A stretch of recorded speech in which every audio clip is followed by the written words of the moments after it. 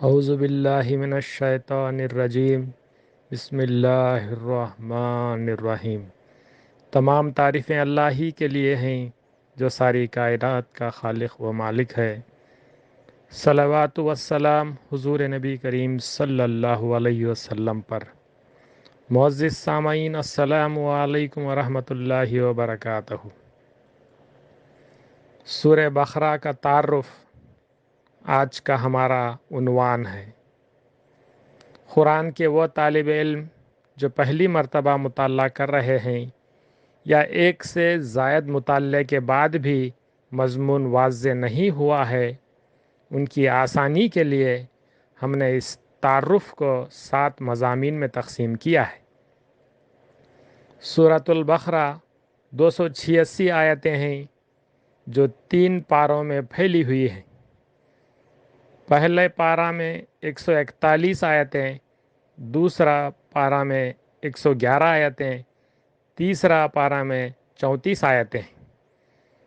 البقرہ کو آسانی سے سمجھنے کے لیے جو 7 مضامین میں تقسیم کیا گیا ہے وہ یہ ہیں۔ پہلا، آغاز کلام، جس میں قرآن مجید کی تعریف و اہمیت بیان کی گئی ہے۔ دوسرا، مرکزی مضمون بنی اسرائیل سے متعلق ہے۔ تیسرا، انبیاء کرام کا ذکر۔ چوتھا، ایمانیات کا باب۔ پانچواں، عبادات کا باب۔ چھٹواں، ممنوع احکام۔ ساتواں، جائز احکام۔ سب سے پہلا مضمون آغاز کلام۔ قرآن مجید کی اہمیت سے کلام کا آغاز ہوا ہے، اس میں کوئی شک نہیں، یہ اللہ کی کتاب ہے، اس میں لوگوں کے لیے ہدایت ہے۔ اگر تمہیں شک ہو تو اس جیسی صورتوں کے بنانے کا چیلنج کیا گیا ہے، کیونکہ کسی انسان کے بس کی بات نہیں کہ اس درجے کی فصاحت، زباں و بیاں و اسلوب والی کتاب زمین پر مرتب کر سکے۔ جو لوگ اس کتاب پر ایمان لے آتے ہیں، ان مومنین کے خصوصیات اور انہیں جنت کی خوشخبری دی گئی ہے۔ واضح دلائل کے باوجود جنہوں نے انکار کیا، ان منکرین و منافقین کے خصوصیات اور عذاب سے خبردار کیا گیا ہے۔ اس آغاز کلام کے بعد زمین و آسمان کی تخلیق، آدم علیہ السلام کا قصہ بیان ہوا ہے۔ اللہ تعالیٰ فرشتوں سے مکالمہ کر رہا ہے، وہ زمین پر نائب بنانے والا ہے، وہ زمین پر اپنا ایک نائب بنانے والا ہے۔ آدم علیہ السلام اور ابلیس کا قصہ، آدم کا اس باغ جنت سے زمین تک کا سفر اس میں بیان کیا گیا ہے۔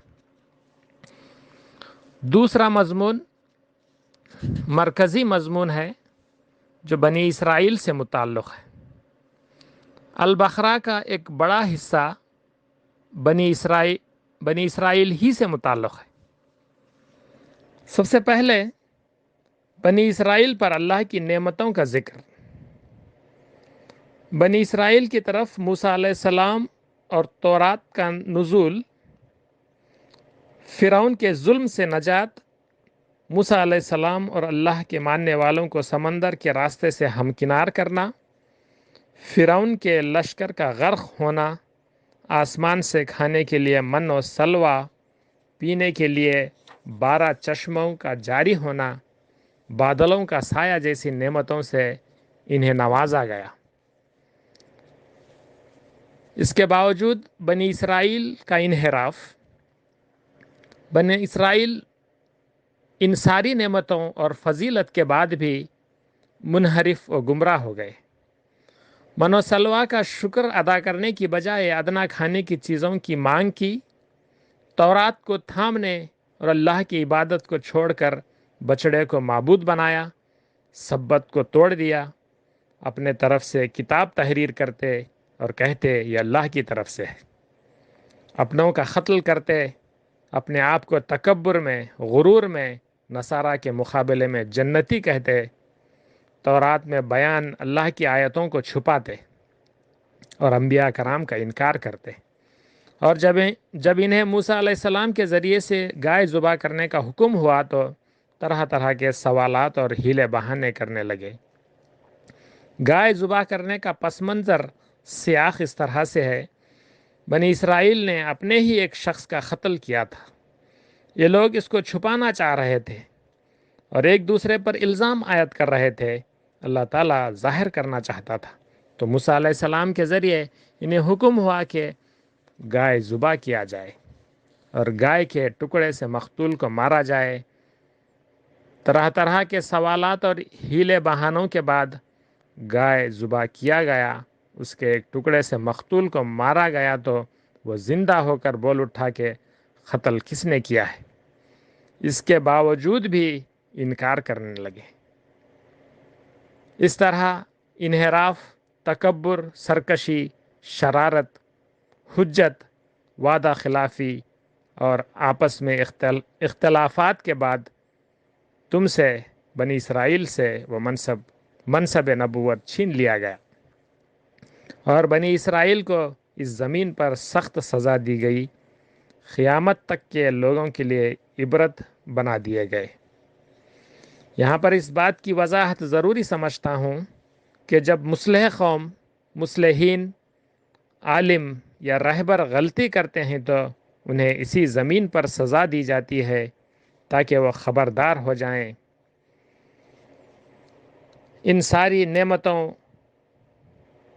کے باوجود بھی بنی اسرائیل نے انکار کیا، منحرف ہو گئے، تو ان سارے تفصیلات اور حقائق کو قرآن مجید نے سورۃ البقرہ میں بیان کیا ہے۔ ان حقائق کا ذکر کرنے کی اصل وجہ یہ ہے کہ اب تمہارے درمیان ایک اللہ کے رسول واضح نشانیوں کے ساتھ آئے ہیں، تم ہی پہلے منکر نہ بنو۔ ان دلائل کے ساتھ بنی اسرائیل ایمان و اقرار کی طرف مدعو کیا گیا ہے۔ ان دلائل کے ساتھ بنی اسرائیل کو ایمان و اقرار کی طرف مدعو کیا گیا ہے۔ ایک تیسرا مضمون جو البقرہ میں بیان ہوا ہے وہ ایمانیات کا باب ہے۔ ایمانیات کے 5 ارکان کا ذکر آیا ہے: اللہ پر، فرشتوں پر، کتابوں پر، نبیوں پر اور آخرت کے دن پر یقین کا نام ایمان ہے۔ یہ دین کی بنیادی عقیدہ ہے اور دین کی اصل ہے۔ اس ایمانیات کے بعد عبادات کا باب جو مختلف مقامات پر بیان کیا گیا ہے۔ عبادات کے بھی 5 بنیادیں ہیں، 5 بنیادی ارکان ہیں جو سورہ بقرہ میں علیحدہ مقامات پر بیان کیے گئے۔ پہلا، گواہی دینا کہ اللہ ایک ہے، اس کے علاوہ کوئی معبود نہیں، نماز قائم کرنا، زکوٰۃ، روزہ اور حج۔ روزے کے حوالے سے مسافر اور بیمار کے لیے رعایت اور فدیے کا ذکر ہوا ہے۔ حج کے حوالے سے طواف، صفا مروہ، عرفات، مشاعر الحرام اور قربانی کا ذکر بیان کیا گیا ہے۔ اس ایمانیات اور عبادات کے بعد 5واں مضمون ممنوع احکام، جن کو منع کیا گیا ہے، جن سے رکنے کے لیے کہا گیا ہے۔ ان میں سے پہلا، کھانے کی چیزوں میں خون، خنزیر، مردار اور اللہ کے علاوہ کسی کا نام کا ذبیحہ حرام قرار دیا گیا ہے۔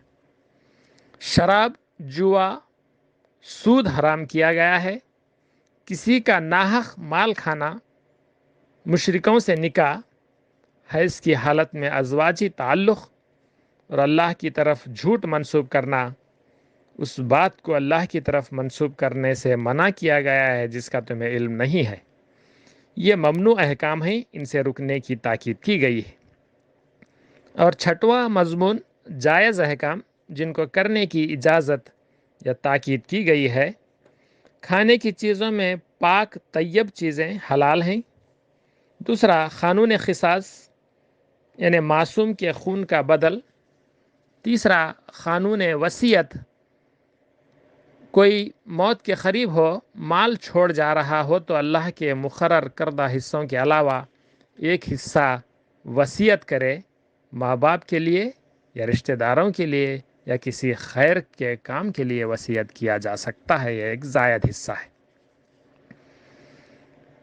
قانون طلاق اور اس کا طریقہ، بیوہ اور طلاق شدہ کے لیے عدت اور انتظامات، طلاق شدہ کم از کم 2 سال بچے کو دودھ پلانے کی تاکید، قسم کا اصول، قرض کے لین دین میں تحریر و گواہ مقرر کرنے کی نصیحت، قرض کے اصولی میں نرمی، یتیموں کی فلاح و بہبودی، ماں باپ، رشتہ داروں، یتیموں اور غربا پر خرچ کرنے کی تاکید، سرکشوں ظالموں کے خلاف جنگ کی اجازت جیسے اہم نکات احکامات میں، اجازت کے احکامات میں بیان کیا گیا ہے۔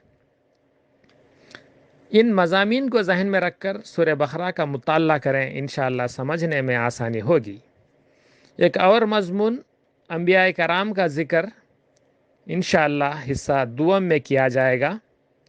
اس دعا سے بقرہ کو مکمل کیا گیا ہے: اے ہمارے رب، ہمیں معاف فرما، ہمیں بخش دے، کفر کرنے والوں کے خلاف ہماری مدد فرما، آمین یا رب العالمین۔ اللہ رب العالمین سے دعا ہے ہمیں قرآن کو سمجھنے، عمل کرنے میں آسانی عطا فرمائے، آمین یا رب العالمین۔